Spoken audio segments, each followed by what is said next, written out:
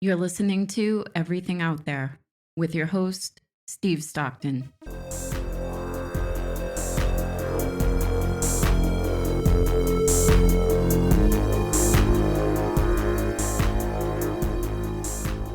Hello, friends.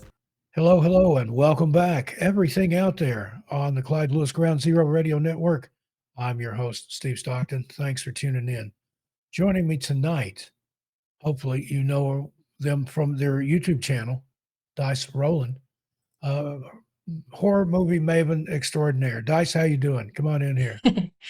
Doing all right. We've got lovely weather here. Very rainy, very overcast, some thunder. I wish it did storm here in New England last night. I mean, it came a real boom banger, Ooh, but it's been unseasonably hot, like in the 90s and stuff. And I do miss the weather in New Mexico. I lived there for about a year, and my allergies are off the hook here too because of all the ooh. pollen and all the stuff that I've got to get used to. It's like that everywhere I go. Yeah, there's pollen issues everywhere. It's real great, especially if And you're where I dust, am with dust. Yeah. yeah. Because I grew up in East Tennessee and had all kinds of allergies. Then I moved to Florida um, when I was like 40, and that helped. As I lived in Orlando, the weather helped, but it rained a lot there, so the dampness gave me different allergies. And then I moved from Orlando to Las Vegas, and Mojave, it's dry, it's hot, and that cleared up some things. But then the dust and those kind of dust storms, dust devils, and stuff that caused another problem. And then Mm, I went from there to Portland, Oregon, and rain all the time, which I love. I love rainy, stormy weather. If there was somewhere yeah. where it was rain and fall all the time, we'd be there. My wife loves it too. And then went from that to New Mexico, same thing, different sets of allergies, and then spent about a year there. And then now I've been in New England. It'll be a year next month on the 13th. Mm, And just it's a different set. Just always going to have allergies. I've reached that conclusion. Somebody should make a horror film about allergies, allergy that ate Detroit or something like that. there might be. I don't know. There might even be one out There's there. there's I've something seen for some everything. strange ones. There is, and that's one thing I really appreciate about your channel. You ferret out some of these really obscure horror films, and you've Yep. got all the classics in there too. But then you cover some that I would have missed otherwise. And I noticed you're up to, I think I want to say part 5 in your top 10 WTF horror movies, and you can interpret that as what the frick or what the freak or however you Yeah. want to interpret it. But this is a family show. But Use your imagination. yeah, it could be whatever you want it to be. Yeah. So tell us about some of those. What are some of your top 10 horror movies that are just like, dude, WTF? Oh God, there's quite more than you would think. I would imagine, because as you are similar to me, if you will, you didn't grow up with a lot of horror movies, so everything is really pretty new. I think looking back on my very first WTF horror movies list, I I think my perspective has changed a little bit. Those seem very tame by comparison of some of the others that I've seen. But one I think that comes to mind would be the Killer Sofa. The Killer Sofa. Yeah, Now, I know some people that should strike fear in their hearts. in it. They spend a lot That's of time on the sofa, and to think that a sofa could, I mean, I've never seen that one, so I'm guessing, what does it do you in? Does it swallow you? Do you kind of melt down into it, or well, that's the thing. I'm not really sure. okay? I'm not terribly sure. I haven't delved into the full movie itself. Usually, I'll watch the trailers to get a general idea of what the Mm, story is, if there is one. yeah, And and yeah, sometimes it's a stretch on some of yeah. these. I think it's like seriously, it's like a bunch of people got together and say, "Hey, I know, let's make a movie. We'll Some make it people up had as some we go along. substances. Script? We don't need no stinking script. Let's just go out there and do something. Go run through the woods, and I'll chase you with the camera." Yeah, yeah, and that's sometimes that can actually work well. Well, Apparently. look at the Blair Witch Project. They made a Mm, fortune off that, and I think it cost about $20,000 to film, and Yeah.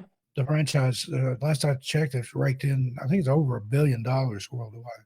Oh yeah, no, it's in the I think it actually made a record for how much it made back by comparison of how much they put into it. It's really quite interesting.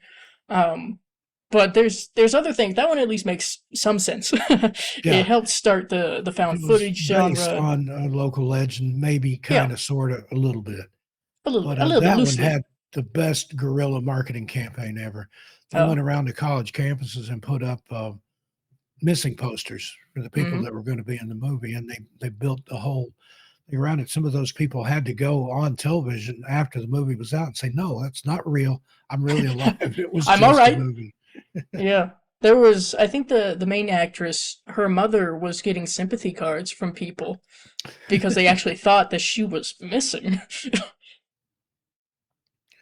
Wow, and that just goes to show you that not well. I don't want to say the gullibility of people, all that, although that does factor in, but Hmm. just the people that want to believe these stories. I've covered urban legends and uh, folklore and things like that, and people want so desperately to believe in something weird, something strange or supernatural out there. And there are plenty of things. There's a lot that uh, either science can't explain, or we're not smart enough to comprehend it, or something. There's some Yeah. weird stuff out there.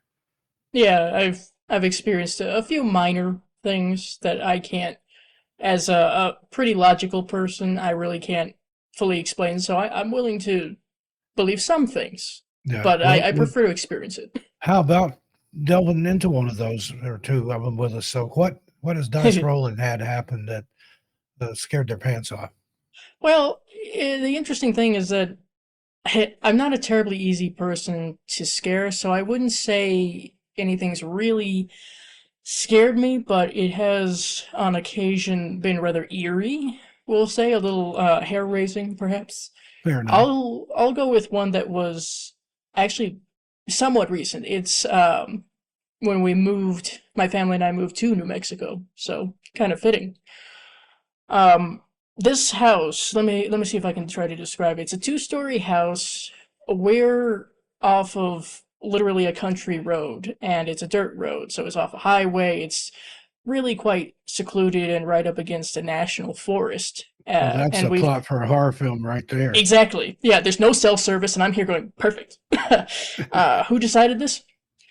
But we've got not really even neighbors. It's like two houses that are within viewing distance of us. One is right across the road from us, and one is a bit further out in this little valley. So that's about it. And one of those people is only here for like summer. It's vacation. It's not year round.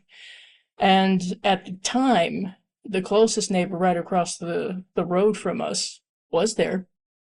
But it was the middle of the night, about 10 p.m., I'm willing to say. And another important aspect of around here is when it gets dark, it's pitch black. We don't have street lights, nothing like that. If we don't have a light shining out from our house, there is no light. And it's very quiet. Even though it's not too far from the highway, it's very quiet, so you can hear things very well. So it's about 10 p.m. It's myself and my dad and the animals in the house, and I'm in my room, which is the second story, and it's right above my brother's room, which has a door outside. It used to be a garage. So nothing's really going on. I'm relaxing. I've got my headphones on, listening to music or watching videos or whatnot, and I feel three or four urgent and very distinct knocks on the door in my brother's room. I think that's pretty weird. Initially, I thought it was my dad trying to get the attention of the animals or something if they were misbehaving. Yeah. And I'm not really thinking too much of it until my dad comes over to my bedroom door and goes, "There's somebody here." Okay. So I head downstairs And I go into my brother's room, turn on a light. There's no way I'm going to be opening anything when there's no You're going to light. lure them to your brother's room if there's Yeah, somebody there. it'll be fine. Don't worry. We'll cut them off. And then I go over to the door and I'm listening. I don't hear anything. There's no further knocking, nothing like that. So, I unlock the door and I did have a moment of hesitation because I was fully expecting someone to be there. There's no way we could have misinterpreted these knocks. So I plant my foot to where I can only open the door so much, and I open the door and there's no one there. No one. So I look to the left, I look to the right, I'm looking around, I see nothing. No animals or anything. I hear nothing. If there were a car, for instance, taillights, I would have seen them heading away. This is a one road in, one road out kind of situation. So, thought that was weird. Shut the door, locked it. I tell my dad there's no one there. So, I send a text to our closest neighbors asking if they had been over just a moment ago. And after a bit, I receive a text verbatim saying, no. So, I let my mom Not the know. most comforting thing, yeah. Not terribly, no, especially just knowing how somewhat isolated this is, and that there was no evidence of anything or anyone leaving. That was very interesting. I let my mom know because she and my brother were literally out of state, so there was nothing they could do. I just let her know, and she had a very good point, which was, well, how are the animals reacting? Because the dogs will go off if they even think that they hear something, Right. I and didn't even they're asleep. consider that. Yeah, no, it's a very good point. They were asleep, and the cats were unfazed. It was like nothing happened, which was really, really bizarre because those were knocks that you could hear anywhere in the house, and they acted like they didn't even know. Strange. And never did have any resolution, or did it ever happen again, or It hasn't happened again. yet? Yet. Yet. We That's never that know. operative word. Yeah, we never know. It could be some weird little like anniversary thing. If it's a ghost, I have no idea. It's not out of Like a the realm of residual possibility. energy. Every year it Yeah. knocks on the door 3 times. It knocks 3 times. Yeah. Um, Now, was now it at there's. midnight? Was it something like that? Or is it, no, I thought it's three about that. times at midnight? I thought about that, but no, it was within the hour of 10 p.m.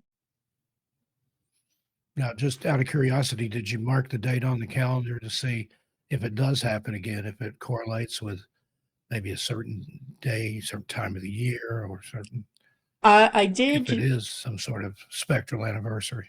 yeah. I did make note of it because as a creator, I'll tell certain stories from my life if I think it's interesting or funny. So I did mention it, I believe, on Twitter and Facebook for my little circle of friends to speculate on. So that's one way that I know it's marked as far as a date goes. It was in April, I know that much, and it was maybe a year after we had moved here, so maybe the 21st or the 22nd, perhaps, or 2022, I should say. Interesting. I'm invested now. I'll have to track this and find out if it happens again.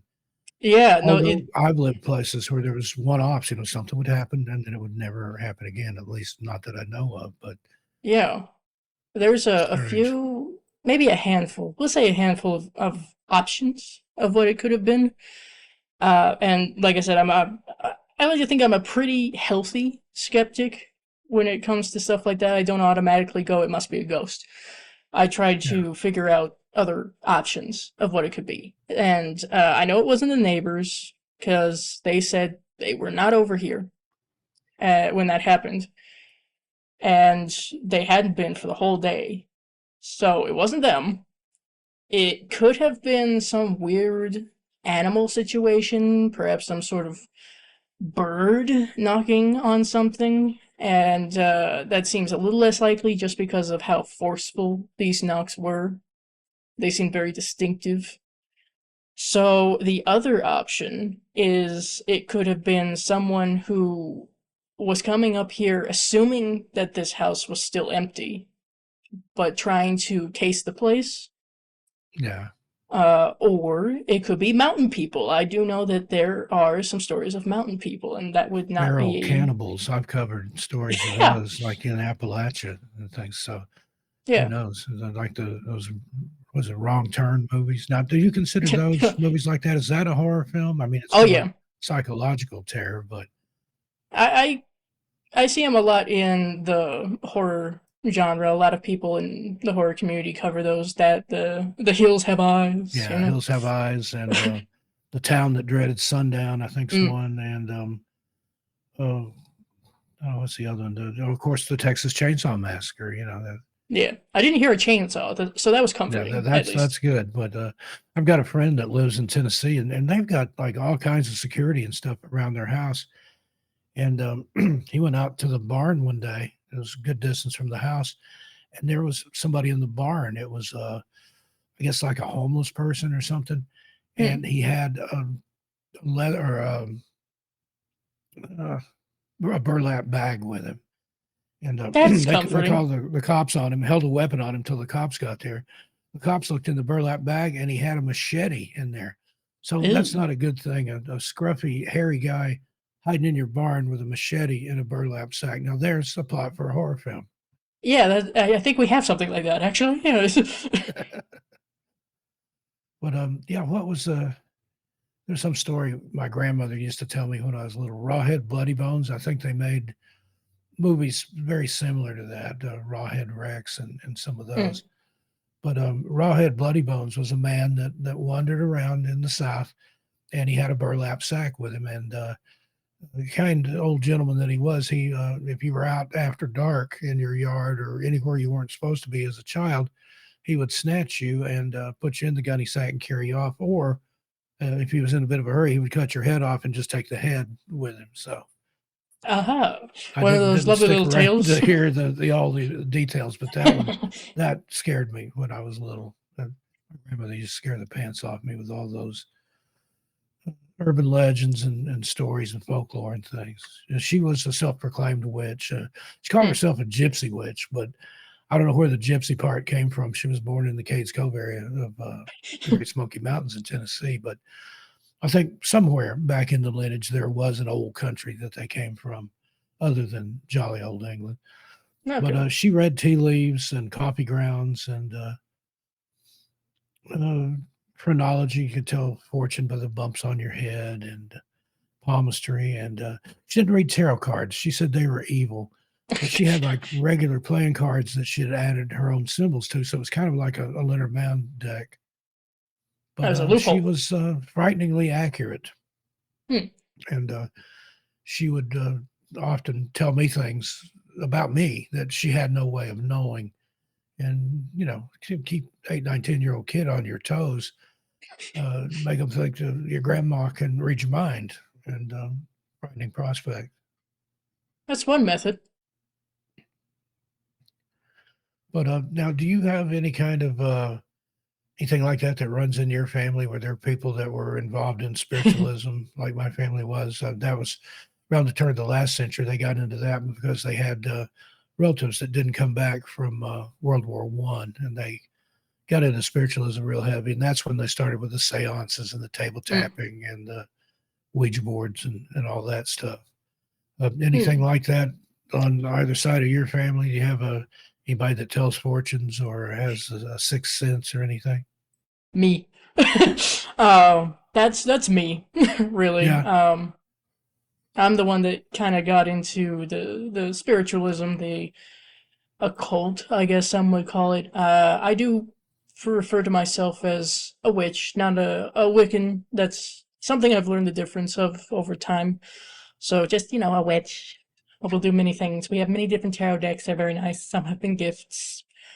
But the funny thing is, I don't think there was, to my knowledge, any immediate relatives of mine who were outward witches or spiritualists, really. Everybody's been pretty agnostic, I would think, for the most part, but there was something of a minor urban legend with my family, as a matter of fact. I like aimed at them, especially my grandmother on my mom's side, because she worked in a boiler plant.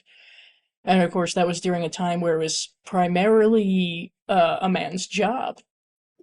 But bless her, she didn't care. She Yeah. was in there working with them and didn't take any nonsense. But there was a guy who would harass her on a regular basis. And one day, for some unknown reason, he had a heart attack.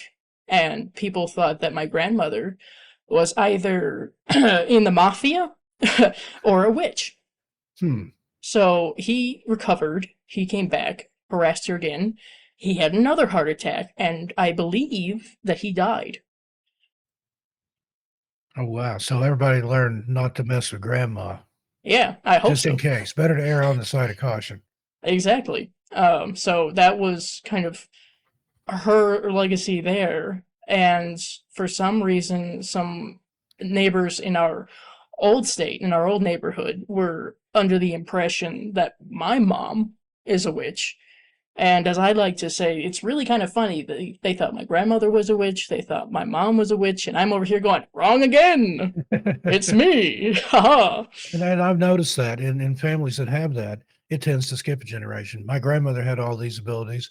My mom really didn't have much of anything at all like that, but I have it. And Hmm. according to my grandmother, it's because I was born with a caul over my face, what they call it down south, a veil over your face. It's just the caul. The Yeah. afterbirth was still stretched over my head, and they had to cut it away. But in her superstitious Appalachian mind, that marked me as a special child. And she had a lot of grandkids. There was a whole slew of them. Um, child wise, she had my mom and 9 boys, 10 kids. My mom was the only girl, but there was a whole lot of grandkids. But I was the only one born with a veil over my face. So I Huh. don't purport or claim to have any special powers, but sometimes I'll get a flash or something. I'll know what's going on or what somebody's going to say or something like that. I have dreams and things too that have Yeah. an eerie way of coming almost completely true. I understand that, actually. There's I won't necessarily claim myself to be like some sort of psychic or a medium or anything like that. I don't think that's quite what I have. I always tell people I'm an empath, for one. Yeah, And I agree. That's what I would label myself as. yeah, it's for me, that's just anything and everything that I've always experienced throughout my life. But um, there are three things, I guess, that would point to me having something. And it was especially when I was a kid. Some things I've never really lost, but one that I think is kind of amusing that always freaked my parents out in a kind of an amusing way is that whenever we would go to McDonald's to get a Happy Meal for me or something, no matter what the advertisement said as far as the toys that they were giving out, it didn't matter. I would tell my parents exactly what toy I was going to get, and as soon as we would get to the window, it would be some sort of situation like this person putting the food together saying, "Hey, we have some leftover toys like this. Is that okay?" And it would be exactly the toy that I had mentioned. That's amazing. And what better thing for a child to have Yeah, extrasensory perception toward than a Happy Meal? I know what exactly. kind of toy I'm going to get. That's such a beautiful kid thing. Yeah, and I never was swayed about that. Apparently, they would be like, "Well, I don't know. There might be this toy that you'll get." And I'm like, "Nope, it's gonna be this toy." But I, Stunningly accurate. But what can you do with powers like that besides pick uh, Happy Meal toys? gambling? There you go. I don't know. Maybe we can transfer Maybe you this. should go to Vegas and try your luck. I used to do pretty good in Vegas. No, I was there a few years and I left about $10,000 to the good, all mm, told. And I, the main thing was quit while you're ahead yeah, and don't throw good money after bad. If you're losing, don't think you're going to turn around. And I would go in the casino. I worked in the casinos. but I would take a certain amount of money. It's like, okay, I'm only going to gamble $100. Hmm, And if I gambled that and lost it all, then I was done. I left.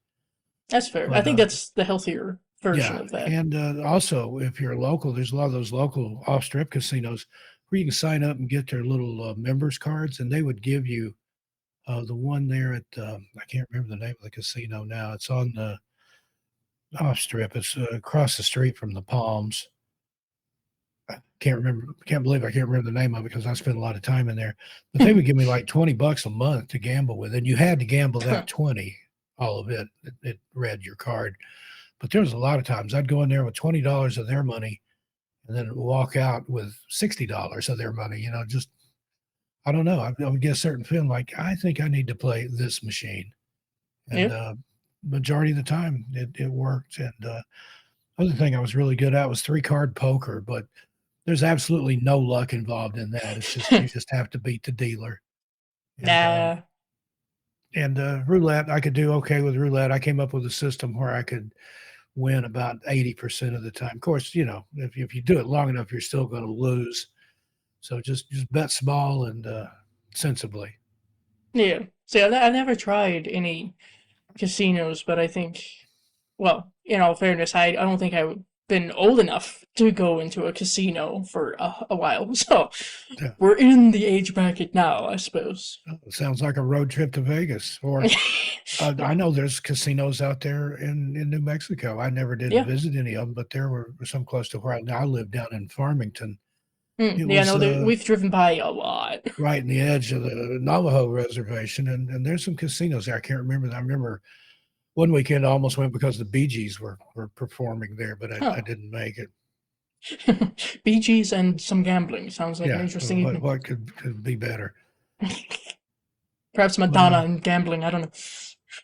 now, where you live there in New Mexico, is that part of the high desert, or are you in a different area? Or I'm very, very, very north New Mexico. okay, and I think the farther north you go, the prettier it gets. Yeah. Um, and you can tell me if I'm mistaken here, but I seem to remember that, and I can't remember the highway, but going north out of Farmington into Colorado, going up toward yeah, what's the Durango? I think it's Durango, and then Silverton, where they have the railroad. Going from Okay. Farmington into Durango, the minute, I mean, the very second you cross the line, the state line from New Mexico into Colorado, there were suddenly trees like everywhere. It was like the trees grew right up to the state line and like, nope, we're not going any farther, not an inch. This is Colorado. We're trees. We'll stay here.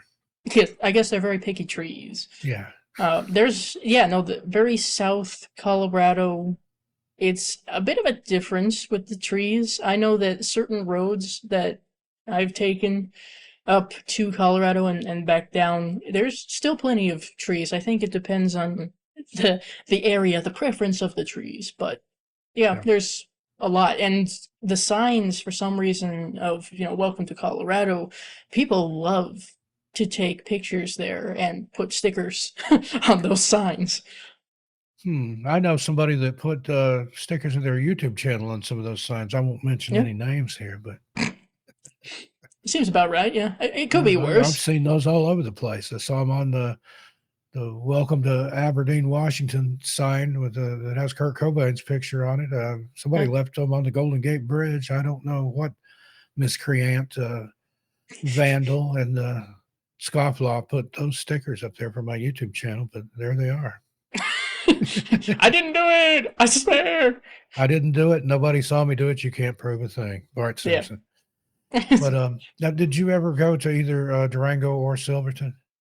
I think maybe at one point we might have kind of passed through. I know my mom used to go to Durango when she was younger, and she quite liked it there.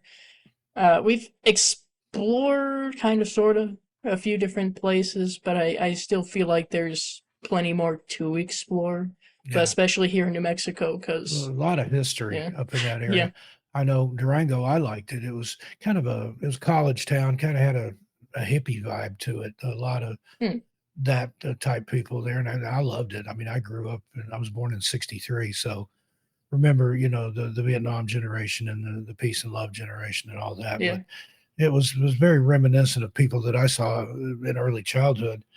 And then going from Durango to Silverton, the stretch that I took, they call it the $1 million highway. And that's not Hmm. because they spent that much on it, but it's because people that live up there said you couldn't pay me $1 million to drive that in the wintertime.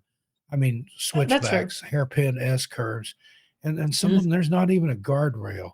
I mean, if you went off Oh, there, that's if you fun. miscalculated just a little bit, they might find you in the spring if Yeah, you they might were fall out. looking for you. Yeah, no, that's one thing about Colorado. For those who are not familiar, is you need to be extraordinarily careful about driving in these mountainous roads during the winter because we've done it, and that was real fun. Yeah.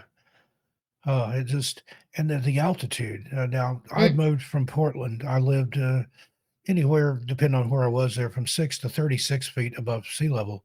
And when I got to New Mexico, I mean, Denver doesn't have anything on Farmington. It's over a mile high there in Farmington, and mm, the altitude messed with me for a couple of weeks. But then I imagine. went up to there was a place. It's between Durango and Silverton called Molas Pass. There was Mm, a trail runner up there that had gone missing, and I went up there to the campground where he disappeared from to shoot the intro and outro for a video I was making. And it was above 10,000 feet. I think like somewhere between 10 and 13,000 feet. And to my knowledge, other than an airplane, that was the highest up I'd ever been.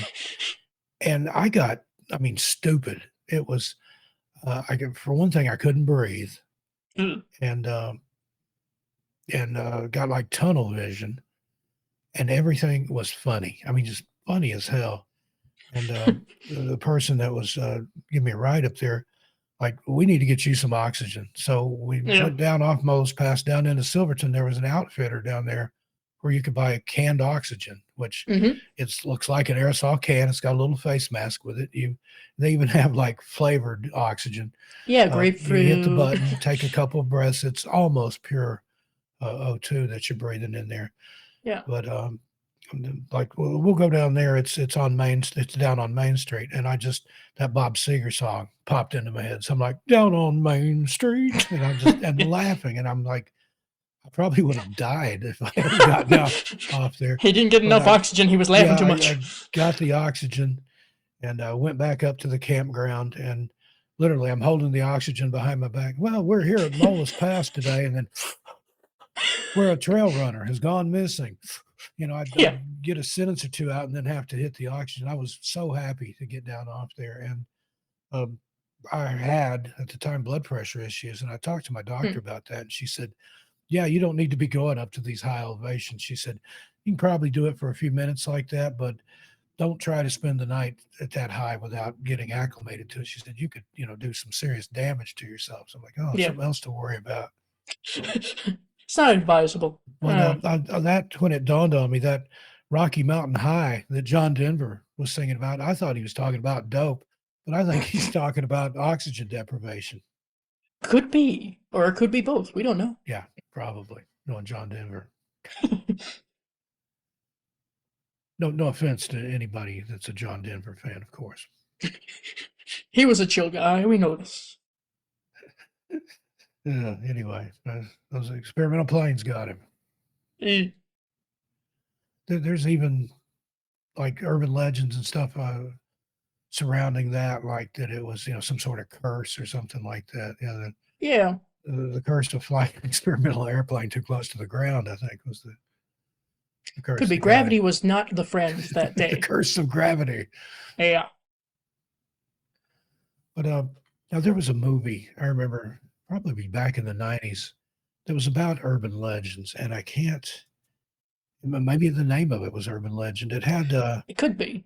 Do you know Michael Ray Bauer, who was Donkey Lips on Salute Your Shorts? Do you know who I'm talking about? Nickelodeon No. show. Anyway, Um. he's a good friend of mine. I worked for Nickelodeon Studios Yeah. back in the day, but he was in it, and he was this mean kid that pulled the wings off flies, and Oh. he got what was coming to him. There's more of campfire stories, I think, than urban legends. Okay. But the last scene, it showed him in a hammock, and I guess the flies or something had plucked his arms and legs off, and he was just a torso in a hammock. And Oh. that was the payback he got for torturing flies and ants and stuff. Tales from the Crypt. Was it Tales from the Crypt? I don't know, but it sounds like one of those Sounds like like one of those moral stories. tales. I'll have to Yeah. look it up. Like I said, he's a buddy of mine. I loved him in Salute Your Shorts, and that's kind of a 80s 90s kid kind of thing. My wife, she was Yeah. born in 1985. She loved that show, and he made a video wishing her a happy birthday, and Yeah. sent it to her and sang the Salute Your Shorts theme song and some other things. He's a funny guy, but I like Bauer. Yeah. Now, as far as horror movie celebrities, do you go to these conventions and the autograph signings and things like that where they have these people that have been in some horror movie or another that go to such things? I don't know, a convention, I guess you call it. Yeah, convention or festival. There's different terms, but typically it's a con, I guess you would call it. I've been to a few so far. I'm aiming to try to go to a couple of more this year. We'll see if that works. I've never been to just a horror con, but there have been cons that incorporate some horror actors, or it just is convenient that these actors have been in horror movies. Yeah, So yeah, I've been to a few of those, and I've been quite lucky, I think, in the people I've gotten the chance to meet, like Matthew Lillard and Linda Blair are two oh, that I've Linda met. Blair, that would be that'd be a bucket list item right there. Yeah. I wasn't a big fan of The Exorcist. I know that in itself is probably heresy. That's I okay. didn't see it until I was well into adulthood, but I liked a lot of the other stuff she was in. I need to watch more from her work, but yeah, I think The Exorcist is what pretty much everybody would go to. I mean, I had her sign a lovely art piece of Reagan when I met her, so That's amazing. And did you ever cover cursed films? yeah. That's one That's reason why I started my things you didn't know about horror movies series. okay. Is I it didn't look started far like that? enough back in your over here to see that. But I was one of the first. I did a video about cursed films way back in the day on 13 Past Midnight. I don't think I've got it up over there anymore. But that was like I think the top cursed film of all Yeah, time. There was so much. I think that one and The Omen and Poltergeist. yeah. I think those were the top three I covered. I don't remember how many I covered, but what's your take on that? Do you think that a film can be cursed, or is it coincidence? And I don't believe in coincidence, only synchronicities. But some of those, they seem a little too handy, especially dealing with that type of subject matter. And all Yeah, this weird and almost supernatural stuff happens. yeah, and it seems like a lot happens, like you mentioned, The Exorcist, The Omen, stuff like that. I'm sure a number of others that aren't necessarily popping to mind currently. There are some interesting events that have happened with certain movies, I think. The Amityville Horror, perhaps, is another one. Yeah. Uh, I take a very interesting little mixed approach because I don't think that absolutely everything that people seem to believe is a cursed thing is actually a cursed situation. But there are some things that I think are odd and a little bit too significant to be coincidental. I know a lot of things can be explained in a very logical fashion, and I totally respect that. Like I'm not the person to hear about, say, the unfortunate murder of Dominic Dunn in The Poltergeist and think, well, that's because of the curse of the film. No. No, it's not. It's unfortunate. It's a very unfortunate thing that happened in relation to the film, but I don't think it was the subject matter of the film. But you never know. There's always that nagging suspicion. Because Sure, who else? it's Heather O'Rourke. Heather O'Rourke, unfortunately. Yeah, she had And, passed during the production and filming of Poltergeist 3. Yeah, and she had what Yeah. was some kind of stomach ailment or something, wasn't it? It was, well, initially they thought, and I think this is very interesting. The more that I had learned about the details of that and what I've gone through in my own life as someone with Crohn's, they were treating it like it was Crohn's that she had. And unfortunately, it wasn't. It was a birth defect in her intestine, I believe, that became septic, and that's what killed Ouch. her. Mm, But poor reading that, thing. I And was like, she's a wow, fine little actress too. yeah. No, she was And everything that I had heard. She was an angel and yeah, had such fantastic acting skills for someone yeah, so or young. yeah. When there's a lot of those like that. The child stars that just go on to the road to ruin, literally. Yeah. But there's a few that escape. And my wife and I are big fans of Little House on the Prairie, and we were talking about Melissa Gilbert. She got out of acting in Mm. Hollywood completely, but she was one of those. She was just perfect in that role. I don't think anybody could have played Laura Ingalls like she did, but she's one of the ones that escaped all that and made it through. But Mm. there's just so many that didn't. There, Unfortunately, Hollywood is systematically a very unsafe place. I think for kids and even adults to some degree. And it's a very unfortunate thing because they're supposed to be protecting these child actors. They're yeah. very vulnerable. A lot of times, even their parents, take advantage of them. Yeah. They turn 18 and find out, oh, my mom and dad spent all my money they were supposed to be saving for me. Yeah, that college fund is gone. Yeah, and so you have kids that get emancipated. I think Macaulay Culkin did that before he Mm. was of age, and there's others that I can't think of right now. But frightening prospect to think, that they did all this and they worked, and then I'll never have to worry about money, and then they're suddenly broke, and Yep. mom and dad are like, we don't know. Yeah.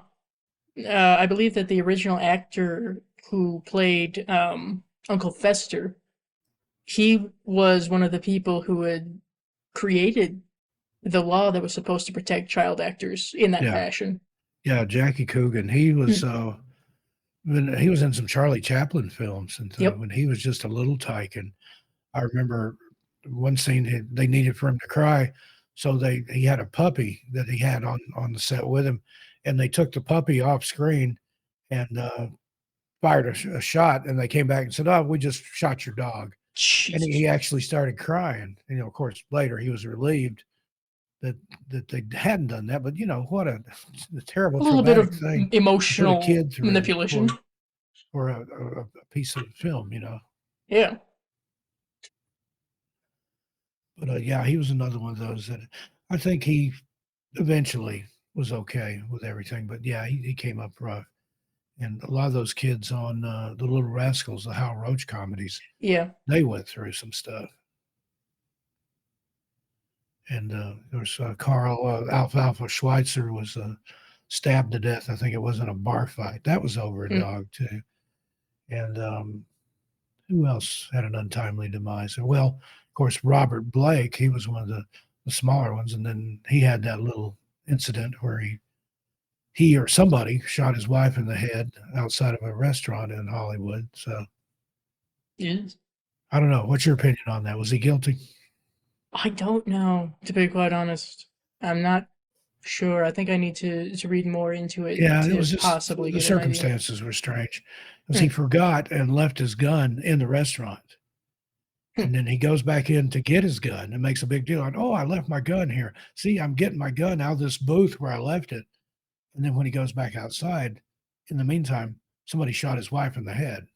Hmm. I don't know. Seems like he was trying to establish an alibi there to me. But he was proven innocent, I think, and exonerated on all that as far as I know. So who's to say? Hmm. Something fun to think about. And we were talking about poltergeist. Did anything bad ever happen to Joe Beth Williams? Jo Beth Williams. Okay. I had heard something.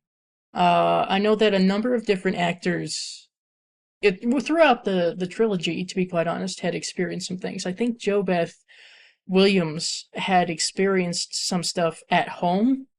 She might have been scratched or something at one Yeah, it seems like point. I heard some. The reason I asked, there's supposedly a curse attached to her because the swimming pool scene in the first Oh one, yeah, yeah. those were The actual human cadavers or skeletons that they'd actual got from death. India or somewhere that she was swimming Yep. around in the water with, and they were And they popping up didn't and tell her. scared her. And they didn't tell her till after it was over. They Which should have I mean, told I her right in the understand, but middle of filming, said, "Hey, well, by the way, those are real skeletons." yeah. Then it wouldn't have been, she wouldn't have had to act. Just Want to talk about actors being traumatized? Yeah, no, this whole concept. The more that I've learned, I really like looking into special effects and how certain things are done. So Tom Savini is really big in my book, but when someone brings up, well, oh my god, they used actual bodies. No, no, no, no. They used actual skeletons. There's a yeah, difference. Yes, those are real, but I can explain why. There are two very distinct reasons. One is that they're cheaper than the fake ones that would look realistic.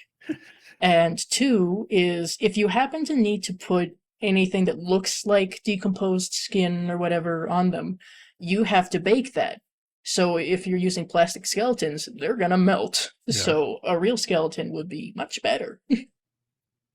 Never knew that, but that's Yeah. interesting. It's a budgetary thing. We're Yeah. saving money. We've only got so many million to make this film, and we can't, get a bunch of plastic skeletons in here. But from what I Now, understood they ordered them from India, yes. which I mean, it's just part of their custom. The deceased, they put them in the Ganges and let nature take care of the rest. And then somebody somewhere downstream, I guess, fishes those out and sells them to the laboratory supply. I guess there used to be, I don't think they have stuff like that anymore, but when I was in high school and in college, there was a place called Carolina Biological Supply, Hmm. and you could order actual human bones and things from there. You could, from a skull to a full skeleton. Yeah. And a guy I went to college with, he was just stoked over that. He said, "I'm going to get one of these human skulls and I'm going to bury it in my neighbor's backyard. And then I'm going to call Jeez. the cops and say, I saw my neighbor doing something weird out there. I think you ought to go have a look." They get there, they dig around. "Oh, here's a human skull. How do you explain this?" "Oh, I've never seen that before." "Oh, of course you haven't. Come with us downtown." Yeah. But I'm sure somewhere in there, there's serial numbers or some kind of marking to Something like prevent that. Yeah. such tomfoolery. There But has to it, be it some would sort give of it some identification. tense moments. Yeah, you would think, you would hope. Yeah. Well, But I would think that they would have to, otherwise it becomes kind of like what you said, a literal police investigation problem. yeah, and then you hear other stories like that. There was one, I think it was the fun house in I think Santa Monica. There on the pier, there was Yeah, a body, a sort of a zombie looking thing that they had dressed up to pop out and scare people. And they were doing like a rehab on the ride or something. And the guy was taking it down to paint it and noticed that it kind of came apart and there was actual bones in it. that'll And ruin your upon day. closer inspection, they found that it was indeed kind of sort of mummified human cadaver, Mm, and it had tickets stuffed in its mouth where it had been on display, and that was part of the thing that if you went in the tent of the sideshow to see it and you paid your nickel or whatever to see it, it was good luck to put your ticket in the cadaver's mouth. And that was mm. how they eventually traced it. It was some gunfighter in the late days of the Old West that had been killed in a gunfight or whatever it means. And somebody bought the body and took it on tour. It's a So, very and fun it ended up in the little fun house attraction. in Santa Monica there on the pier at Venice Beach. So, Yeah, that's uh, it's kind of similar to what they did with the Pirates of the Caribbean ride. Those are actual skeletons here and there. They might have removed some since then, but they were originally real skeletons. yeah, Disney didn't skimp. No, clearly not. And then what do you think about some of those rumors about MK Ultra? And you do any of those rabbit holes and how the Disney stars, especially some of the Disney kids, have been exposed to all this stuff? And there's a dark side to the happiest place on earth. Very much. I think I'll take that in more than I'll actually cover it. I think I covered a little bit of that in a top 10 list that I had done. Top 10 scariest Disney something. There was something about Disney. There are things that are genuinely rather unsettling and unnerving. There was, well, not exactly like child actors per se, but there was a girl, a young woman who was working, I think maybe in the 70s, on one of the attractions. It wasn't a ride necessarily, but it had a spinning table with a wall, and she was crushed, and people thought that was part of the show. Yeah, I've heard that story. I can't remember which park it was, if it was at Disneyland or Disney World, but I've heard that a part of the stage revolved or something. She Mm. got caught between two parts of the walls and it crushed her to death. I've heard that when I worked for Disney. After Nickelodeon pulled up stakes in Orlando and moved everything to Burbank, I didn't want to go to California at that time, so I stayed behind and I went to work for the Mouse. And if you work there, it's anything but the happiest place on earth. Let me tell Yeah. you, it's one thing. It's impossible to get anything done. It's a union shop, and I was a stage manager for some of the live shows. Probably the biggest one being the Lion King musical review. That was at their Animal Kingdom park.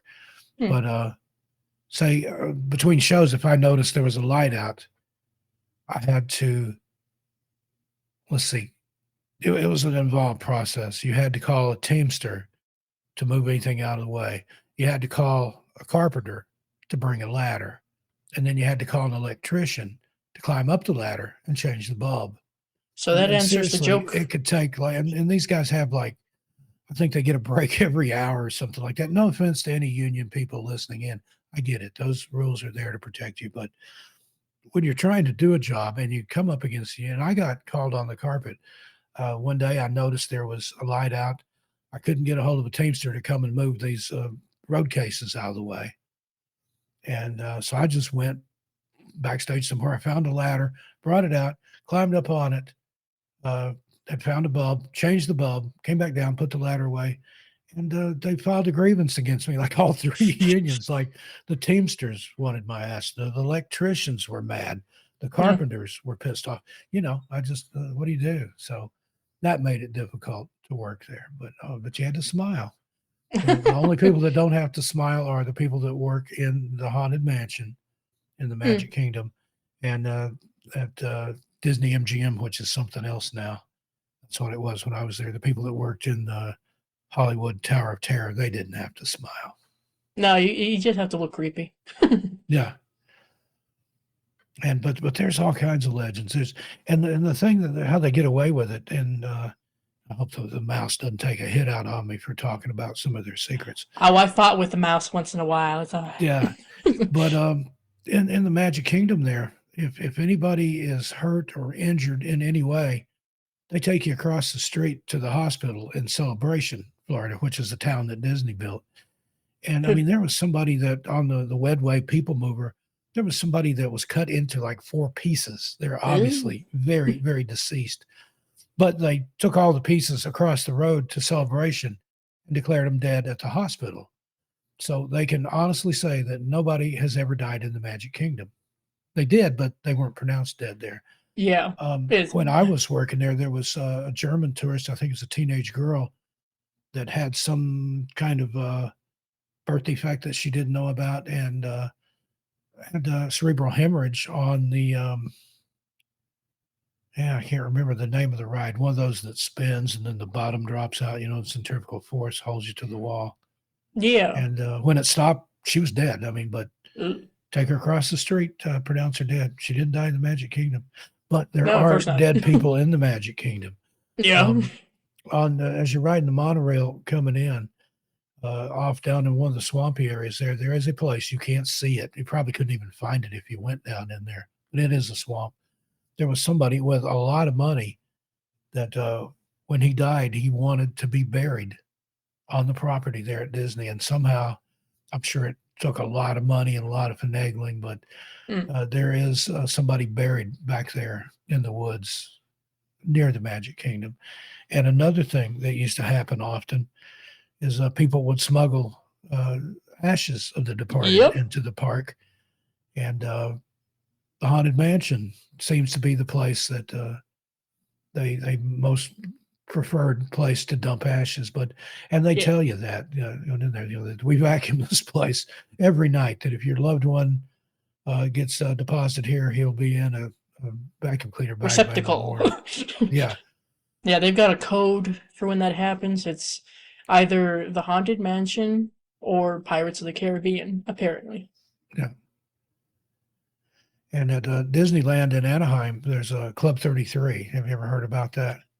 Yeah. The Oh, secret yeah. Disney Club, and it's there. If you ride the Pirates of the Caribbean at Disneyland, when it goes down that first big drop, if you look up, you can see windows and tables and things up there. But right next door to the Pirates of the Caribbean and Rue, whatever the name is, some kind of French name, there's a 33 on the door there, Hmm. and it is a secret club. And I think And we they don't even have the money. closed the guest list. Yeah, it's like I think six figures to join, and then dues of like $25,000 a year or something. I'm And good. it was a place for Disney to entertain his guests, and there's animatronics in there, and it was wired for secret microphones so that he could eavesdrop on his guests. And I don't know if that was ever put to use or brought to fruition, but it is really there. And Hmm. I think you can't even get on the last time I'd heard, which was decades ago. The wait list was several years long, and now I think it's closed permanently. Can't imagine why. But that's a pretty elite club there.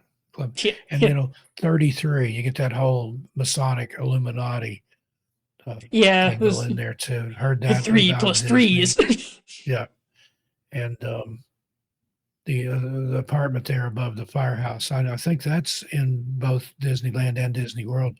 There's a light in the window that never goes out. And Oh. what it was, Walt had an apartment in the park, and when he was there, that light would be on to let everybody know, hey, keep your shit together. Walt's in the park. And then after he died, they left it burning, and it's never been put out since. Hmm. Just little creepy stuff like that. I love that aspect of it too. Yeah, it's because it's a very interesting juxtaposition of this place that's supposed to be really happy and innocent and nothing ever goes wrong, and then this very interesting dark undercurrent that they want to keep hidden. Yeah. Worst thing that ever happened to me there, I was an employee, so I had main gate pass, and on my days off, I'd just go hang out in the park. And one day, I decided to ride It's a Small World. Well, we got stuck on there, Oh, and I was homicidal by the time I got out of there. I mean, it's that song understandable. over and over and over and over. I can still hear it reverberating in my head. Um, Yeah, Never got stuck on the Haunted Mansion. That would have been a fun one to get stuck on. Now there I was always hear somebody. they're always having to stop. Yeah, I have been It's on it when it stopped, but I never got fully stuck. uh, And there was a story there that I think it was in Florida that Madame Lenore's table there with the crystal ball. hmm, There was a guy that jumped off the ride off one of the Doom buggies, appropriately named, yeah. and tried to get over to her table, but it's like a straight drop down like 20 Ooh, feet down to nothing down in there. And I don't remember if he was killed or injured. And what else? Haunted mansion stories. At the one in Anaheim, there's if you look really close, I think it's where you go through and it's the ballroom with all the dancing ghosts and stuff. yeah. In the glass there, that's a huge version of a Pepper's Ghost illusion from Mm-hmm. way back in the day. There's a bullet hole in the glass where Yep. I guess some gangbanger smuggled a pistol in there and took a shot at one of the ghosts. And And they said, uh, leave it in. It's decor. yeah, they kind of decorated it to look like a spider web, I think. And what else? I don't know. I'm sure there's more. Oh yeah, sure. Somebody died on trying to swim to Tom Sawyer's Island. I think that was in Florida too. On Yeah. one of the grad nights that they have there, somebody drowned. Yeah. Some sort of system in the water that they had caught him. I think it was younger kid, maybe two, or maybe that's a different instance That altogether. might be a But different one. This was a high school kid that I heard about. But again, okay. did it really happen? Disney ain't saying, I don't think. No, I don't think they would want to do that. Disney has their own lawyers. Yeah. And, what else did I hear? There's all kinds of stories. And the thing about the underground tunnels, that is absolutely 100% true. I've been down Yeah. there. The one in Florida, when you're coming up to what do they call the main place where you come in, Hometown USA or whatever it is. When you come up to the main area, when you're getting off the boat or the however you got there, if you notice, you walk up to Main Street USA. That's what it's called. When you walk up, there's a hill there that you go up, and then you're on the street. Well, those tunnels, those corridors and things, they've built those first, then built dirt up around it, and then built that part of Disney World up on top of it. Hmm. But there are absolutely tunnels. Disney has its own police force, and they have holding cells under there. They can hold you. The mouse has arrested you. Well done. Can you imagine that, getting arrested at Disney World? And it happens. And I've heard that they have the police dressed up, like the Keystone Cops, and people think it's part of the show, and they hustle somebody off, and they're really arresting a bad guy. And what else? I knew people that did some of the costume performer things, and that job is hell on earth. Number one, Yep. in Florida, most of the time it's hot. So Yeah. you're in this furry suit, No air there's a conditioning. fan in there, but the girl I knew that was Winnie the Pooh, she said all that does after about 2 minutes is just blow hot air down on you Yep. and makes you even hotter. And she fell off one of the floats one day and fractured her tailbone.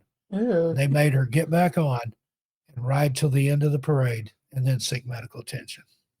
Don't sue me, Disney. I'm just repeating what I heard.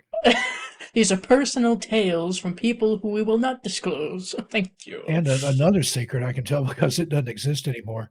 Nickelodeon Studios there on, not at the studios, but over on International Drive, they had the Nickelodeon Resort, the first resort for kids.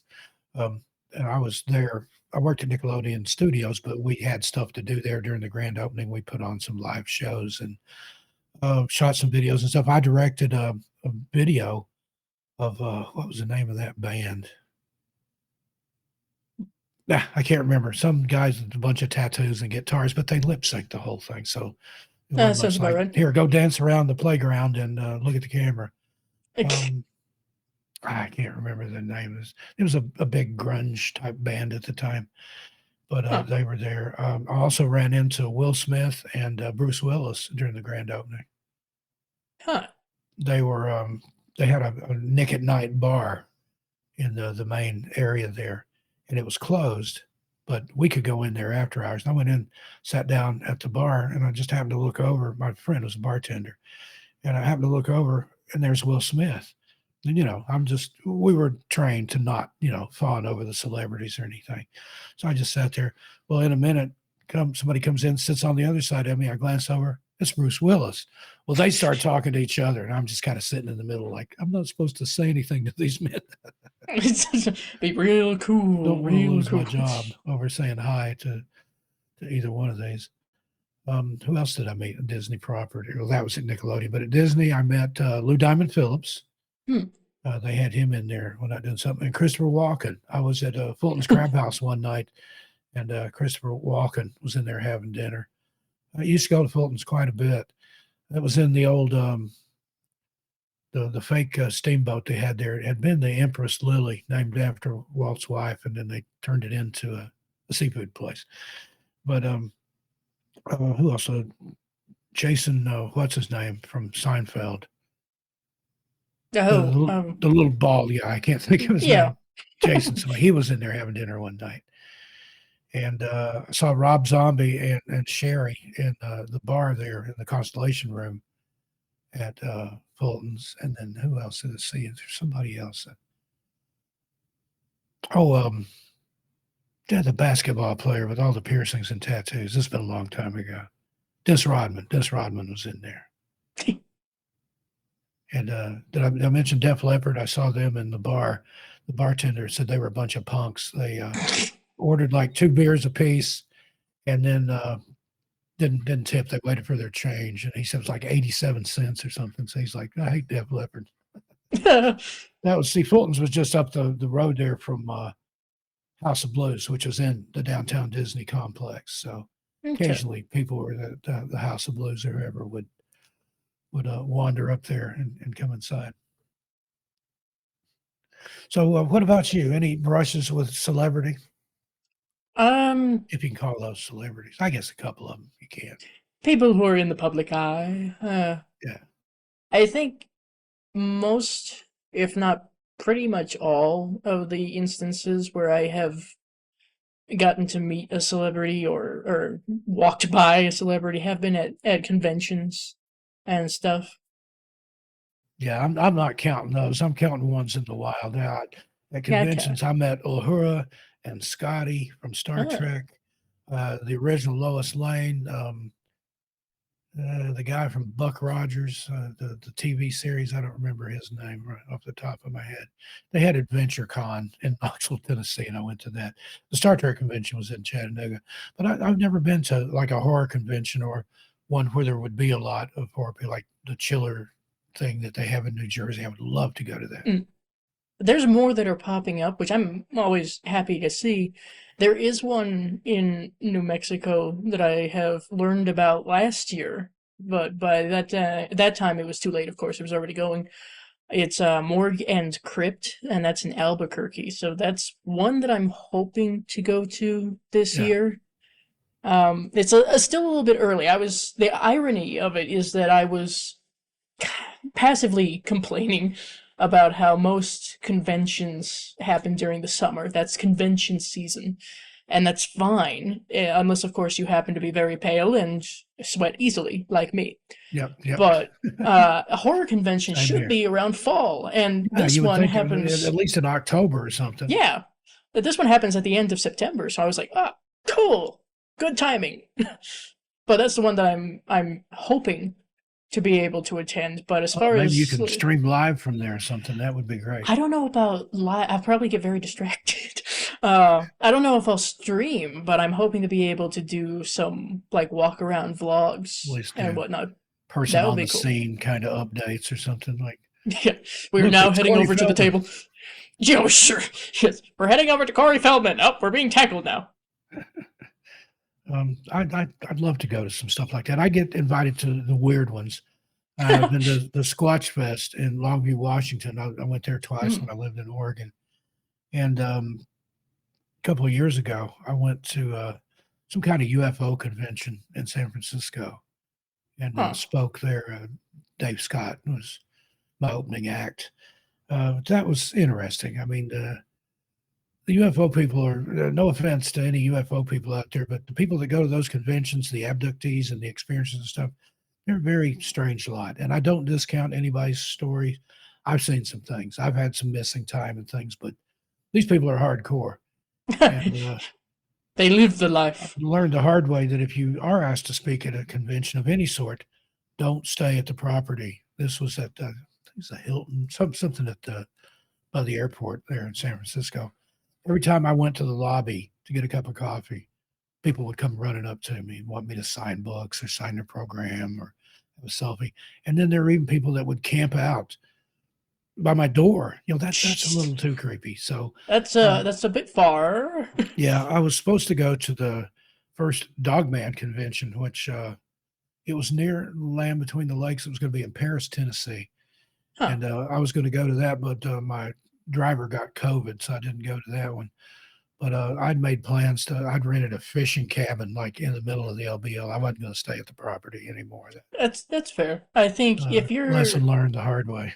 yeah, apparently. And I'm not If that you're big a a deal. I guest, I mean, think I've it's got better. fans. I've got 5 Yeah. best-selling books, and I've got, if you add all my YouTube channels together, I've got 500,000 subscribers and a lot more viewers than that. But still, Hmm. I'm not that big a deal. I don't like that treatment. I like being able to get out and be anonymous. It I've can never be a been bit recognized in the smothering. wild too. Yeah. Yeah, I've yet to experience that myself, but I'm very small. Very small. I was in a Smith's grocery store one time in St. Helens, Oregon, and the girl kind of looked at me, and she said, "You're that guy on YouTube, ain't you?" And I said, "Yeah, I'm Mr. Beast." And then I just turned and walked off. Shh. And another thing I like to discover is my books in the wild. I mean, you can Hmm. get them from Etsy. I've got a shop on there where I sign sign and personalize them for people, put stickers and bookmarks and stuff in there. But you can get them on Amazon, and they are available in books, wherever fine books are sold, as my publisher likes for me to say. So, it's not unusual to see them at a Barnes and Noble or someplace like that. But sometimes I've had people send me pictures of my books in the strangest places. Um, there was a Target in Florida that had copies of Strange Things in the Woods, and the one I'm waiting on, I'll know I've arrived when you can buy my books at Piggly Wiggly. There's a supermarket chain down south. I don't know. Do they have them out west? I know they did at one time. There had been one in Portland, Oregon, because it's a New Seasons Market now. Have you ever seen a Piggly Wiggly grocery store? No, I haven't. I'm afraid. I haven't It's even seen a Bucky's. they're famous. They're the first store that had carts where you went around and did your own shopping. So that tells you how long they've been around. And Hmm. their mascot is this giant pig. I mean, it looks like something out of a horror film. This giant smiling pig. I've got a Piggly Wiggly T-shirt, but I left it in New Mexico. Um, but and this is no bullshit. If you go on to Google and Google Piggly Wiggly and police, you'll be stunned and amazed at the shit that goes down in a Piggly Wiggly. Sounds There's like about right. Yeah. assaults and armed robberies and people trying to Oh, walk out of the store with 30 pounds of beef in their underwear and stuff like that. Just always something happening at the Piggly Wiggly. So if I can ever get to one, I'm going to have a book signing, just an impromptu guerrilla book signing. Do you know Connor? I can't think of his last name. The Bigfoot Anon. Do you know him? I don't I think can't think of the guy's so. last name now. He makes little horror films and stuff. He's written some Okay. Bigfoot books. Well, what he does, he'll go outside of a bookstore or comic book shop or whatever, set up a card table. He's got a little sign, that has his name and his stuff on it. And he sits there and sells and signs books till they come out and chase him away. And I thought, that's brilliant. I'm going to do that, but I'm going to do it to Piggly Wiggly. It reminds me, I'm going to tell you something really, really weird. I had this dream one time that I went to Kmart. Now, Kmart, I don't think they even exist anymore. But I No, went not to really. Kmart, and outside they had a sign that said, "Live today, David Bowie." And now this was after David Bowie had died, and it said in our lawn and garden department. So I went around the side of the building, and there, sitting on some sacks of peat moss, was David Bowie, but he looked like the David Bowie, the mod David Bowie from like the '60s. And I'm like, "Hello," and he's like, "Hello," and I'm just like, "You're David Bowie." And I woke up.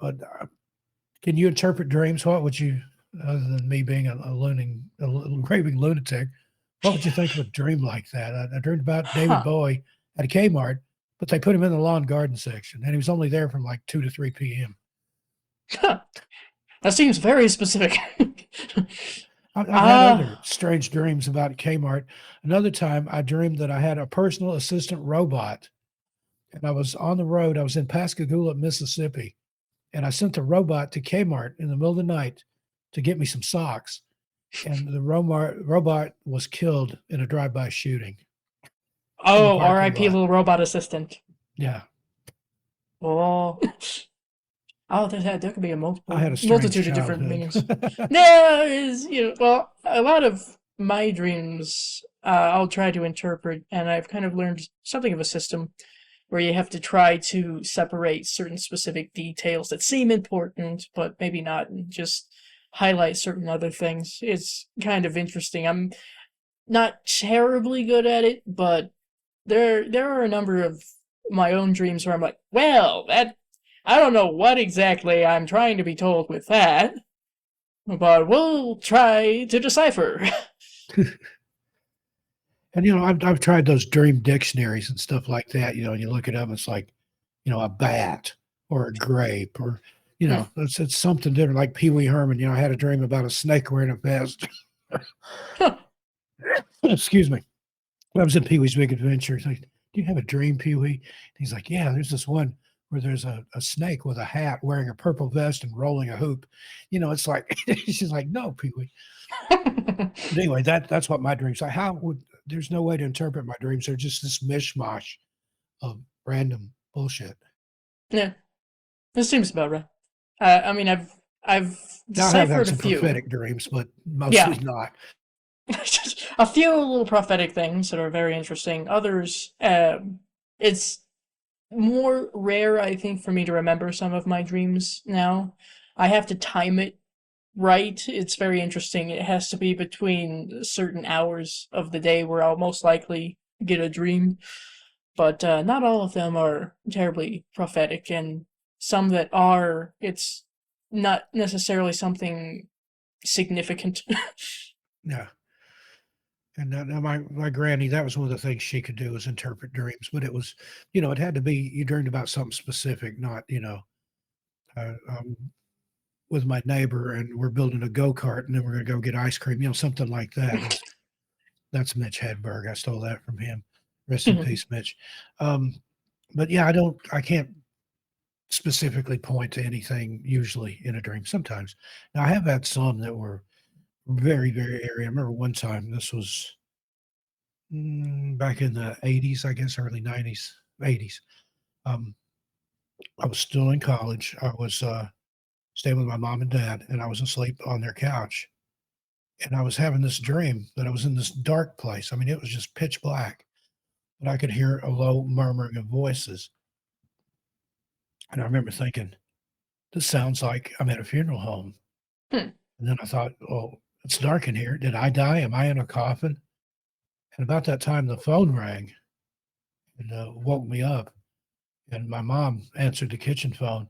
And then within just a few seconds, she lets out this wail.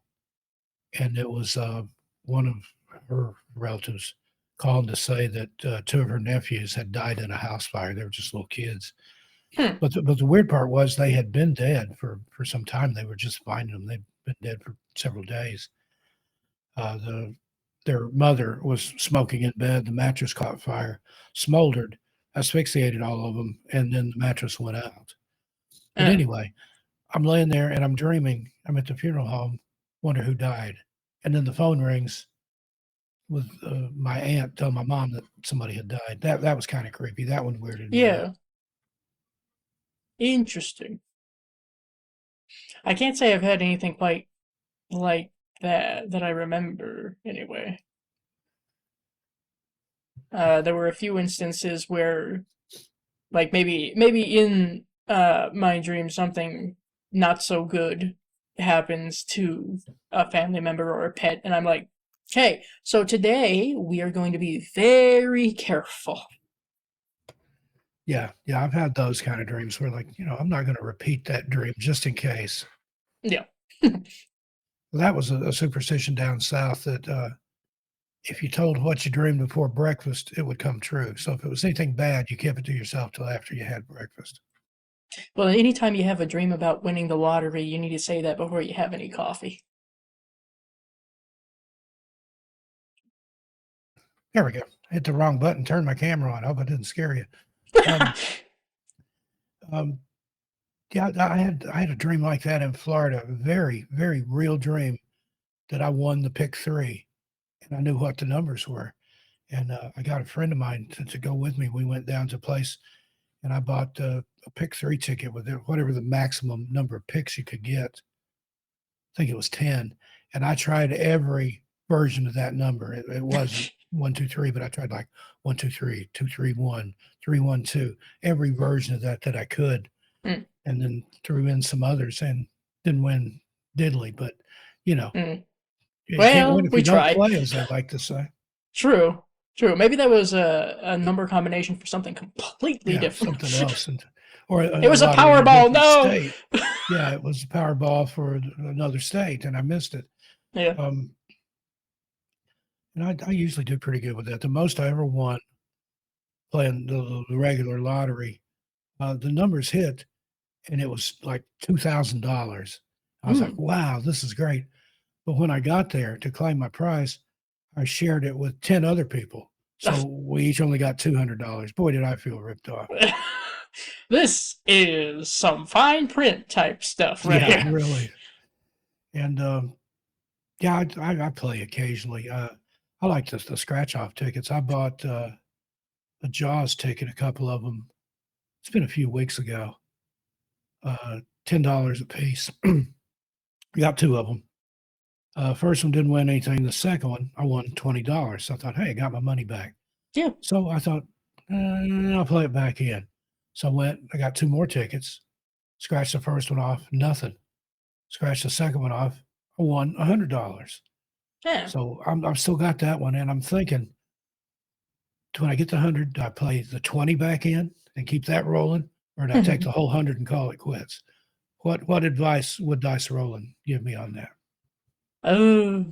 I would take it with a grain of salt because I'm hit or miss when it comes to stuff like that. I've won some things, but it's like little things, nothing major. I'd say keep the 20 going. So turn the $100 ticket in, play 20 back in, and then keep the 80. Yeah. Okay, that was kind of what I was thinking. And if anything goes wrong, it's not my fault. Yeah. If I lose that 20, you owe me $20, Dice Rollen. Ah. Nah, I'm just kidding. But I remember one time, I think back in the 80s or something, there was a couple that mortgaged their house and got like six figures, and they figured out they were going to go and buy lottery tickets with that, and they were guaranteed, to win so much. Like they thought they would more than win their money back. Turns out they didn't win much at all, like maybe a few $1,000s, not the hundreds of thousands they were thinking of. And I think they ended up papering the walls of one of the rooms in their house with all the tickets that didn't win. Well, that's one way to do that. Not so subtle reminder of, pie in the sky to chase a dream like that. You're asking for it. As somebody that lived in Vegas for 10 years, I'll tell you, the house always wins. Yep. The odds are the deck is stacked against you. The odds are not forever in your favor. No, not in this case. No, especially if you live in Vegas. No. Yeah. And what happens in Vegas stays in Vegas. So. Yeah, unless it happens to be something really, really, really interesting, even by Vegas standards. Yeah. I had some celebrity encounters in Vegas. I met Vanilla Ice. I don't know if you call him a celebrity or not. A well-known figure of the 90s, perhaps. Yeah, and I was working at the Rio at the time, and they had a little Irish bar downstairs. I mean, just a tiny place, and he was performing live there. And seriously, it was the saddest thing I've ever seen. They had a little stage that looked like a pallet, that you store things on, over in the corner. And I shit you not, they had a guy with a big cop flashlight standing on a chair, signing it for him, or no, shining it on him while he sang his hits, or his hit. He only had one. Yes, that I know singular. but I tell you, the place was packed to the gills with middle-aged women. So these were people that were fans when they were teenagers. And then here he was in, I guess, the early 2000s, middle 2020. It was before 2010. But he had them packed. And I saw him in the hallway backstage. It wasn't really backstage. There was employee elevators and stuff back there. But I saw him back there. And he was just walking, just pacing back and forth, like, getting himself all pumped up to go on and sing his one hit. It was kind of embarrassing, actually. Who else? I ran into Tony Basil. Oh, Mickey, you're so fine. You're so mine. You blow by that one. Yep. I knew her from a break time when I was in New York, and she actually remembered me. Ran into Debbie Harry at the airport, and she had a scarf over her head and sunglasses. I saw Richard Dawson at the gas station. He was coming out, and I was going in, and I said, Richard Dawson. And he's like, hello. And who else? Oh, Penn Jillette from Penn and Teller. I used to run into him all the time. Yeah. When I worked at the Rio, excuse me, that's where the Penn and Teller Theater is, and I think it's still there. But I noticed every day when I'd get to work, he'd already be there. There was a Starbucks just down from where the entrance to their theater, and he'd be sitting in there having coffee and reading the paper. Yeah. So every day I started going in. When I'd get to work a little early, I'd go sit in the Starbucks, and I'd sit not too close to him, but within the same area. And then finally one day he's like, "Hey, boss!" He called everybody boss. Hey, boss, how's it going? And I go, "Hey, how you doing?" Just didn't act starstruck or anything at all. And then we just started striking up conversations. And at the time, I was the manager of the photo lab there in the Rio. They had a professional photo lab concession for the people that come around to your table. If you're in one of the shows or one of the high end restaurants and want to take your picture, which they'll sell back to you in a handsome leatherette album for like $40. Hmm. And we had that concession I worked for the company that had that concession for the Rio. And I'd started out as a photographer for him. I had my own photography studio and then thought, this isn't photography. A monkey could take these pictures. And I even suggested that to the bosses of the company. I said, you should get a monkey out there with a camera. Everybody would want their picture taken by the monkey, and you could sell those. But they dismissed that idea. But he said, so you're handy with a camera, huh? And like, yeah. And he's like, well, like Saturday or Sunday, when it was, so it's my daughter's birthday. How'd you like to come out to a barbecue at my house and take some pictures? I'll feed you good. I'm like, sure. So this was when he lived out in the desert. He had like a compound out there on the outskirts of Vegas. Excuse me, I got to get a drink. That pollen here is outrageous. The dryness. But I went to Penn Jillette's compound in the desert, and his daughter, Moxie Crime Fighter. That's her real name. And he said the reason I named her that, he's like, I wanted to name her something that, if she were in a room and somebody yelled, "Hey, Moxie," everybody in there is not going to turn around, like they would for Susan or Diane or something like that. Fair. So, yeah, fair enough. But anyway, got to go hang out there, had some good barbecue, and I'd see him occasionally around town after that. But he even tipped me like $100. So, Yeah. and another one, Wayne Newton. Are you a Wayne Newton fan? I think I've heard a bit. Dankeschön. That Yeah. guy. I can't say that I'm the hugest fan, but I'm Yeah, aware of him. same here. But I met him a few times when I worked at Harrah's, and he's like been fired from every casino on the strip at one time or another. He gets in a dispute and he quits and he just goes up the street, and he's been doing the same act for 40 years. But anyway, I used to smoke at that time, and I'd be out back smoking cigarettes behind Harris when he and his wife and daughter would pull up in there. They had like a Cadillac Escalade or something. And hey, how you doing? He had that kind of odd voice. I'd already met him once before. I worked for a show called Cavalia, which is like Cirque du Soleil, but with horses. It was Okay. done by the same people. And I worked at Cavalia, and I went back where the horses were one time, and he was back there like crawling around under a horse. And he Wise stood idea. up, and he's very tall, which I didn't know. And he turned around, and God bless him. I mean, Wayne, if you're listening, I love you, brother. But he's had so much plastic surgery done, he can't help but not smile. He's got It's a a permanent smile. and he's got hair plugs. If you look at him from behind, you can see where they took the hair out of the back of his neck and put it on his front of his head. And I love you, Wayne. I love you, brother. But he gets out from under this horse, and he looks kind of addled. And I'm like, "Can I help you?" And he's like, "No, I'm just checking out the horse flesh here. I have horses, And he has a house or a ranch out in Vegas called Shenandoah. And the house is a replica of Tara, the house from Gone with the Wind. And I went out there one time, and it's funny because when he built that, it was like out in the middle of the desert. And now it's grown up. He's got like neighbors and things, but he's got this huge spread out there. And the gates that he has, somebody once quipped that it looks like he stole the pearly gates from heaven and put them in front of his house. They're like gold and pearl looking.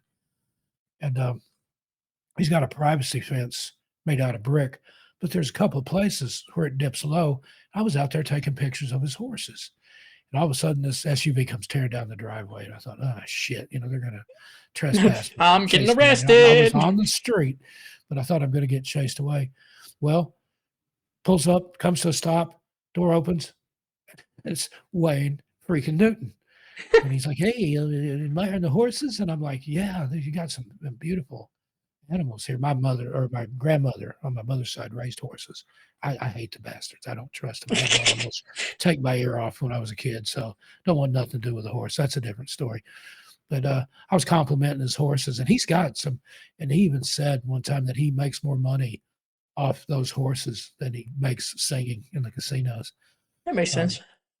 because I mean, some of those, the stud fees for those some of those stallions are easily six figures.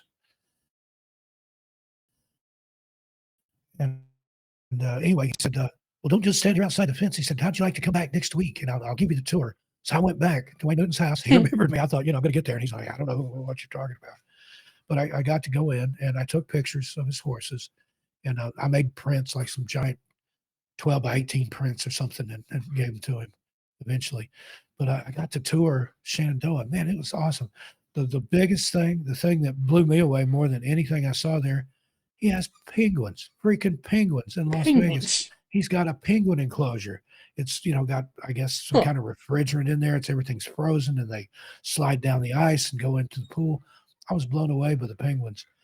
And when I was leaving, he gave me this necklace. It's a silver eagle, like with its wings spread, and it's on little chains. And thought, wow, Wayne Newton gave me this. I don't have it anymore. I lost it in one of my moves. But I thought, wow, how cool is this? Yeah. And then later on, I read somewhere that he orders those by the case, and that anybody that comes there for any reason, he gives them one. So I'm not as special as I thought.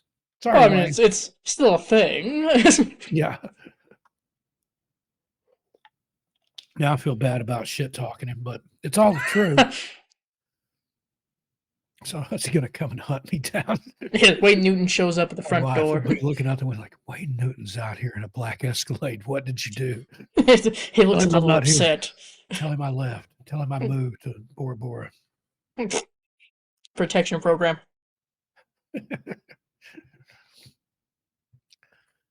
Now we were getting into a little bit of conspiracy theories there. What's some of those rabbit holes that you've gone down that you enjoy, that you think that there might be? And that's the kind of the way I look at a lot of these urban legends, conspiracy theories. I think somewhere in there's a nugget, maybe just a tiny little nugget of truth to them in some cases. What are Yeah. some of your favorites? I kind of like some of the cryptids. It's rather interesting to see some of those. My dad is a pretty big Bigfoot and aliens kind of person, but I like Mothman. Mothman's pretty interesting to Oh, I me. love that one. And I've been to Point Pleasant, West Virginia, to the Mothman Festival. If you ever get the chance, go. I'd like to. I've seen the statue. There's, I think it's really funny that there is this channel run by the Mothman Museum in Yeah, Point Jeff Pleasant. Wamsley. He's a good friend of mine. Yeah, and they have this live stream just showing the statue. I watched it one afternoon for a while and just saw a little old lady put like a dollar bill between Mothman's butt cheeks, and I'm like, Yeah, okay. it does have a spectacular derriere, and Yes, there's probably more pictures of the backside of it than there is the front side. could be. I think it's really quite funny. This is one of those harmless things that I'm like, okay, yes, I understand. Mothman is caked up. All right, But that whole town is weird. I mean, then you, in a good way, in a creepy, cryptid kind of sure. way. The In an people there are enjoyable salt of the experience. earth, wonderful people. But Hmm, you had the Silver Bridge collapse, you hmm, had Mothman, and all the stuff that John Keel uncovered when he investigated there and wrote the Mothman prophecies. Met hmm. John Keel back in the '90s, had dinner with him. Um, at the time, his publisher was a guy named Ron Bonds, who had a little publishing imprint out of Avondale Estates, Georgia, which is just near Atlanta, called Illuminate Press. And he got into like all the conspiracy theories and stuff. And he reprinted Keel's books, including Mothman Prophecies. And that was the one that caught the attention that they got the movie made out of with Yeah. Richard Gere. But I was sitting around, this is in Oak Ridge, Tennessee, one day. It was like, I think it's a Friday or something. And I get a call from Ron. We were friends. And he's like, Steve, how'd you like to have dinner with John Keel? And I thought, I'm out the door. I'm on my way. So I drove like 3, 4 hours, whatever it was, got a hotel room and crashed there, and then went to dinner with John Keel. Now the weird, and he was just such a cool guy. He was very laid back, almost humbled by all the attention and stuff. And the restaurant that Ron took us to was his favorite Mexican restaurant. And a few years later, Ron mysteriously died. And Mm. there's a conspiracy theory about that. His last meal was at that same Mexican restaurant that he took me and Keel to. And he got some kind of very, very bad food poisoning and expired. But the thing about that is, it was a buffet. Shouldn't everybody that ate there that night have gotten sick and maybe not died, but at least gotten deathly ill? They Yeah. eventually blamed it on hamburger meat that wasn't the right temperature for the tacos or enchiladas or whatever you were putting it in. But Ron, I mean, the Illuminat press, he was into the Illuminati and all that. He published Carrie Thornley's book. Carrie Thornley was the Manchurian Candidate. He was Oswald's buddy in boot camp. And there was some other stuff, the Principia Discordia and things like that. He was poking around in some dark, dark stuff. So people say he got whacked because of that, but who knows? Mm. All very suspicious. No, I didn't let you get into your conspiracy theories there. Everything No, it's reminds just me of a story, and I like to talk in case you hadn't noticed. And off I go. Wind me up, let me go. well, it's a good thing you have a nice little show. Yeah. Oh, I don't think there's anything quite specific just yet. I need to get more into the Mothman, but just as a figure and some sort of cultural icon, I suppose, it's a very interesting thing to me. There's a lot of different cryptids that I think don't get so much attention due to how popular Bigfoot is. Yeah. He's got That a I better think press would, agent. yes, he has clearly a much better agent, much better publicist, But just the whole idea of other cryptids, Mothman, like I said, is intriguing. I would like to delve a little bit more into that. And what I really enjoy about those types of cryptids are how these places, the little towns where it happened, otherwise they're just a wide spot on the highway, maybe a gas station and a grocery store. Yeah. They embrace it and they have Hmm. a festival or whatever. They do that with Mothman. The Flatwoods Monster in West Virginia, they Yeah. do that. El And Chupacabra. yeah, there you go. I love it. And of course, Bigfoot, he's international, I think. But Yeah. they have all these Bigfoot festivals and conventions, and it's a lot of fun. I mean, there's people that take it seriously, but then there's ways to have fun with it too. I mean, you can go on Etsy Yeah. and you can get yourself a Mothman plush toy. That's I have not from Etsy, but there's Squishables essentially. It's like a Squishmallow alternative that yeah. had Mothman, and I was like, sold. Take my money. Yes, I'll buy one of those immediately. Thank you. The largest one. Yes. And what do you think of some of the creepy pasta stuff that started out as just that, a creepy pasta, and then like a tulpa, it seemed to come to life, like people, thinking about it made this thought image of it, and here it is. Like one that springs to mind is Slender Man. Slender That Man. started out Yeah. as a creepy pasta, then people started seeing it, and then you've got these little middle school girls that were going to sacrifice another little girl, Slender Man, and then the little girl that they were going to sacrifice went along with it. I mean, what the hell? There's such an interesting culture behind creepypastas, to be quite honest. When I started my channel in 2014, I was already a little bit late when it came to that, but I was still seeing some when it was just the early stages, the infancy of some now very iconic creepypastas like Jeff the Killer Yeah. and Eyeless Jack and stuff like that. Like when I first heard about Jeff the Killer, I was actually quite startled and uneasy about it. But of course, the more you think about it, you're like, no, Yeah. that can't exist. No. And then But there's the Rake and Cropsy the Rake, yeah. and some of those.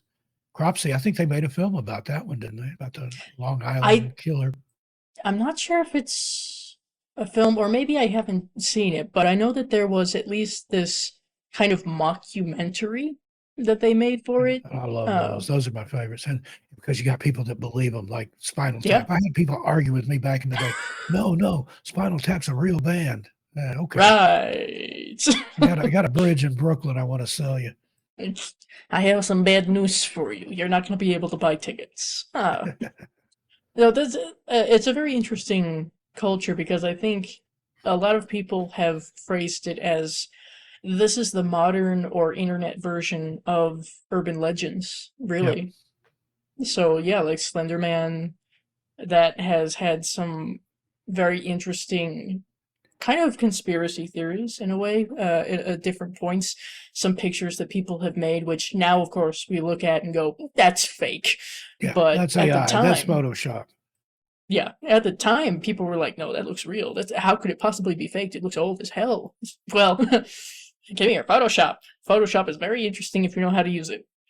But Yep. that's also Indeed. caused like the I forget their names, but the two young girls who attempted to kill another girl because of Slender Man. That took a very interesting turn for the creepypasta community. Yeah. And it makes you wonder, is there more out there like that? And, I get the I'm idea of sure. a tulpa. I'm part Cherokee, and there's certain things the elders will tell you, you don't speak its name, you don't even think about it because Mm, you can draw it to you. You can create like a thought form. And then yeah. I've had skeptics and debunkers say, well, if that's true, how come we're not overrun by Santa Claus and the Easter Bunny and all the, maybe we are. Who knows? I mean, look at the Phantom Clowns. What's your Yeah, take on that? there's Have you ever delved into the Phantom Clown flap? The really started the first time I heard about it was back in the '80s in Lauren Coleman's book. I think it's uh, Strange America. I think whatever one he wrote in the '80s. I'm not terribly familiar with the Phantom Clowns. I have heard and seen instances of like the random killer clowns is I guess what they would call them that would just appear. It was essentially this really weird nation or even worldwide prank of people just dressing up like clowns and being creepy. Yeah, and I was on Adam Sain's show, Conspiranormal, a few years back, and we talked about there was another Phantom Clown flap going on, and somewhere there was people that had reported to the police that a creepy clown ran out of the woods and chased them in this park.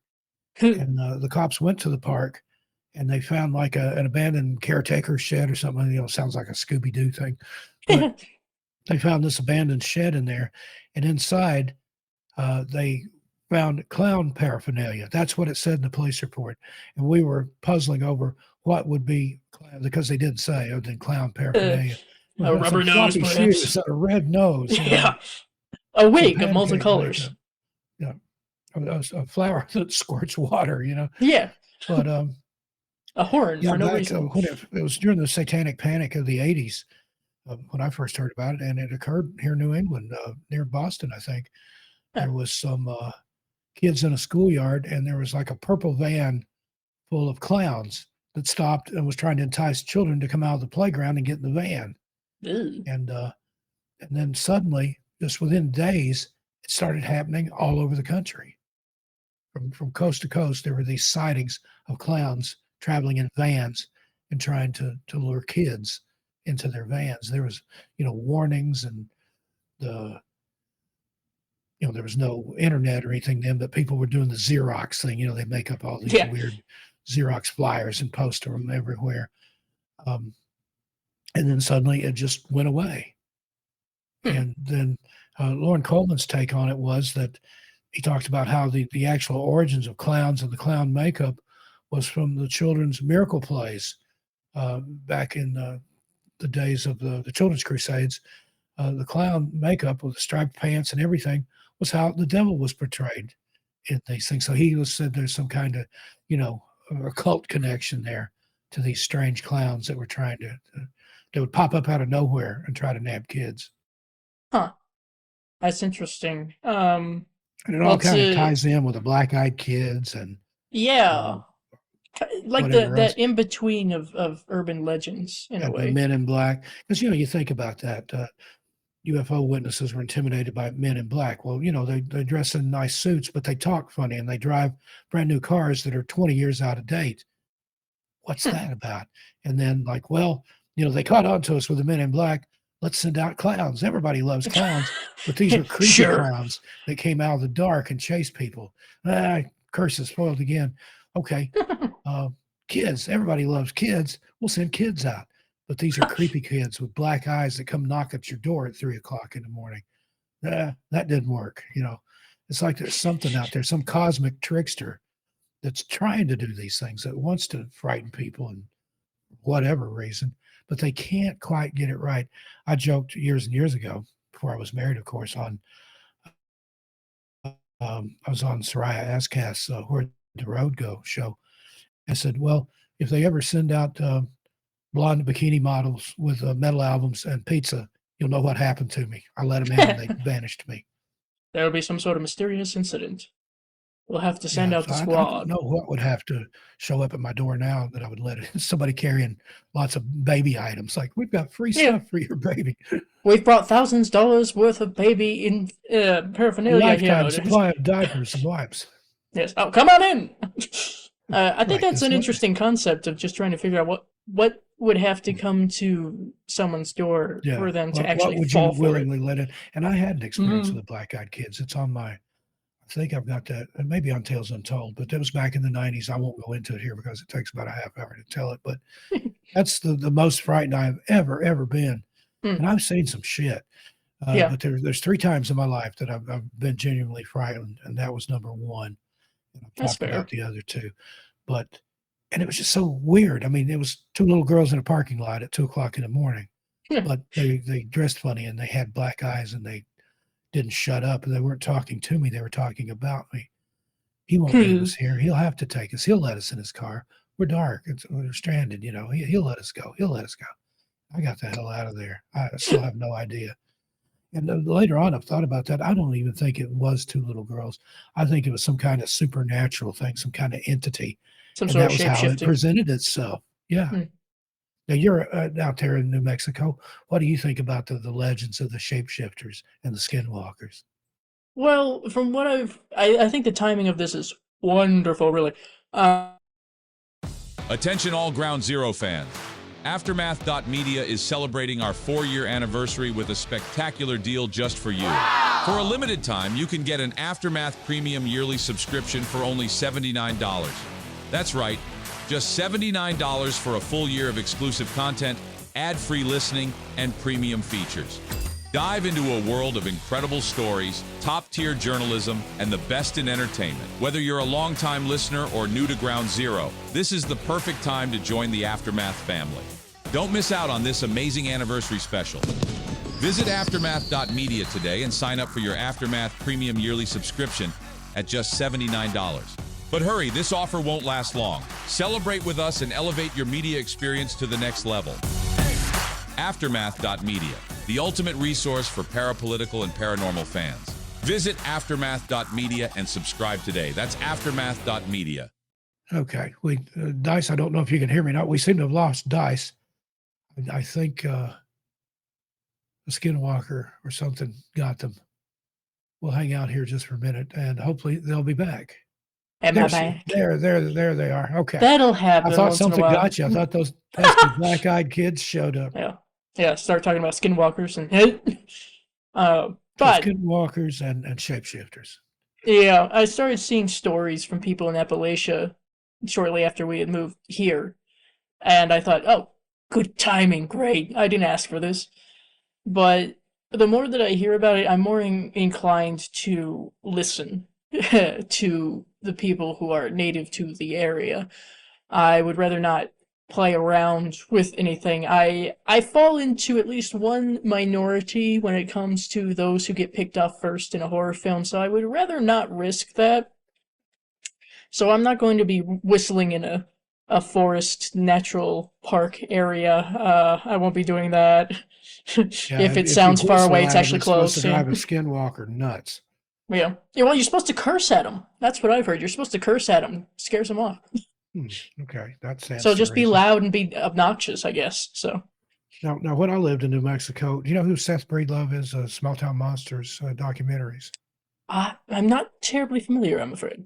Um, he did a thing about American werewolves Ah, and kind of, Dog Man and things like that. Well, he did American Werewolves 2, The Skinwalkers, and he hmm. interviewed me when I lived out there in New Mexico. They came into Farmington and they filmed around Albuquerque and stuff. But they got some really good stories out there from the indigenous people, and I just, I didn't have any firsthand experience, but I told what I knew of the legends and stuff there. But I think the indigenous peoples, they're onto something. I Yeah, mean, you look at the legends like where I'm from in East Tennessee, the Cherokee, they've got everything. They've got the little people, they've got Bigfoot, they've got the Glimmer Man, they've got fairy lights and all that stuff. It's all connected. yeah. That's the premise that I'm working under now. Everything is connected. All these legends, um, all types of cryptids, thunderbirds, and it's already there, and they've known about it for centuries. Yeah, see, that's why I'm more inclined to listen, at the very least, listen to what they'll say. I'm gonna be the last person to try to play jackass with anything like that. Yeah, yeah. I'm Dice Rollen, and this is Jackass. Hey, Yeah. Skinwalker. Yeah. We're gonna go whistling now, okay? Kind of like on the before your time, but there used to be a show called Mutual of Omaha's Wild Kingdom. Back in the days when sponsors were king. And a Huh. guy named Marlon Perkins. And they would go out on safari, and look at these animals up close. But he had different people that worked with him. One guy, Stan Brock, who I met before he ended up moving over to Crossville, Tennessee. But Marlon would be like, I'll stay here with the Jeep while Stan goes and tickles the bear in the ass with a feather, or something Right. like that. Say R.I.P. to Stan. It's time to bring something like that back. I wonder if Mutual of Omaha is still around and if they would sponsor a cryptid show. Of course, you had mountain monsters and stuff Yep. like that, but that was kind of ridiculous. Now, they did cover Spearfinger, and I'd heard that legend. I didn't know this was just synchronicity, but I made a video about the Cherokee legend of Spearfinger, and I dropped it on 13 past midnight, like the day before that episode of Mountain Monsters premiered, and I had I'd never seen the show, never even heard of it. Huh. And then suddenly it blew up and it get thousands and thousands of views, and people were commenting, Mountain Monsters brought me here. Mountain Monsters. What is this? And then I found it. And it was infotainment. I mean, the mockumentary was about the best you could say about it. But Yeah. again, it gets down to people want to believe. They want to be scared. They want to Yeah. sit in their home and see somebody else terrorized by these things. And that brings us right back to the horror movies, which we didn't get to touch on too much here, but I'm always all over the road. That's where I'm most comfortable. But there's some stuff out there. And again, I think it's just that primal fear of the dark. We Yeah. have not of the dark necessarily, but what's in the dark. Yeah. Rod Serling of Twilight Zone and Night Gallery once quipped that there's nothing in the dark that's not there in the daylight. But I don't know if I agree with that statement. I at all. don't know. I mean, have you ever stood on the corner of a 7-Eleven in the middle of the night? I don't know about that. Yeah, indeed. Anywhere in the middle, there's just something creepy about the dark. And again, I think that's just part of being human. It goes back to the days when we lived in caves and built fires and things. If you wandered too Yep. far from the fire, something would catch you and eat you. And still to this day, maybe it's the feral people. Now, I recently did a video. I've had several now about stories of feral people. Hmm. Some of them supposedly are true. I mean, who's to say? Dwight McCarter, retired park ranger from the Great Smoky Mountains National Park, the lead tracker in the Dennis Martin missing case, he said there are people that live in the park. He called them wild men, I think, that Yep. want to be left alone. And it's only a step further that they're inbred feral cannibals. I think it could happen. I've Yeah. lived in No. that. I grew up in Appalachia. I can say that. I see no reason why it can't. And like over there where my dad's from in Fentress County, there were families that lived farther back in the woods than they did, and Yeah. only came to town, once a month, if even that, to get supplies, and they liked their privacy. A lot of those people were Scottish and Irish immigrants. It reminded them of home. They just got over there in the hills and farmed and wanted to be land moonshined. I'll leave that part out, but there's certain Well, things you don't want to know about. And I guess later on they probably grew pot and things like that until it became legal. I still don't think it's legal in Tennessee, but everywhere else, I think. yeah, just in a lot of different places. So anyway, Dice, I'm going to go ahead and start wrapping it up here. This 2 hours has flown by. Always a pleasure to talk to you. And But likewise. before we get out of here, tell everybody where you're at, where they can find you, what all you've got going on across all platforms, and I'll leave links in the show notes. Certainly. You can find me, of course, mostly on YouTube under Dice Rollen, Rollen. A very interesting thing to search for. But if you find a little skull, you found me. Congratulations. I've got a little bit of a break that I had taken unintentionally, I'm afraid. But we're getting back to it. Some new content to be coming out in July, so it's fresh stuff to be happening. I've got some reviews for Late Night with the Devil, The Living Dead at Manchester Morgue. I had been writing Seen a Late Night with the review. Devil yet, but I'm excited Yeah. about that one. I liked it. It's maybe not as great as a lot of people have made it out to be, but I think it's The good. previews look good. The trailer looks great. Yeah, it's a fun time, especially if you happen to like 70s horror films. Yeah, if you remember the Satanic Panic, I think Yeah. Bob Larson and his radio ministry and all that. It was a fun time to be alive. Yeah. It's a you've fun got thing. 544 videos over there, so Yeah. something for every It's taste. gotta be something. Guaranteed. I mean, I'm just scrolling through here. Lisa Frankenstein, hmm 976 Evil. I remember that one. What else?